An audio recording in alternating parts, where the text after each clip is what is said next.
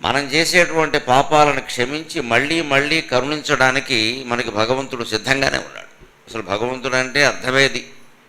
భగవంతుడికి మన శాస్త్రం ప్రకారం గుణాలనేవి ఉండవు, ఆయన నిర్గుణుడు. కానీ భగవంతుడికంటూ ఏదైనా గుణం ఉండవలసి వస్తే, తాను ఒక గుణాన్ని ధరించవలసి వస్తే ఆ ధరించే గుణం పేరే కరుణ. దయ అనేటువంటి గుణం ఒకటే ఉంటుంది. ఎందుకు ఆయన దయ చూపిస్తాడు? దానికి కూడా ఒక కారణం ఉండాలిగా. ఈ సృష్టి అంతా ఆయన చేసిందే. లోకవత్తు లీలా కైవల్యం ఉత్తర మీమాంసలో బ్రహ్మసూత్రాల్లో చాలా స్పష్టంగానే చెప్పారు.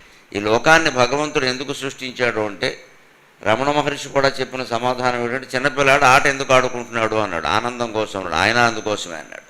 అయితే ఆయన ఆనందం కోసం మనల్ని సృష్టించి ఇన్ని రకాల ఇబ్బందులకు గురి చేయాలా అంటే, ఆ ఇబ్బందులు గురవుతున్నది కూడా ఆయనేనయ్యా, నీకు అర్థం కావట్లేదు అన్నాడు.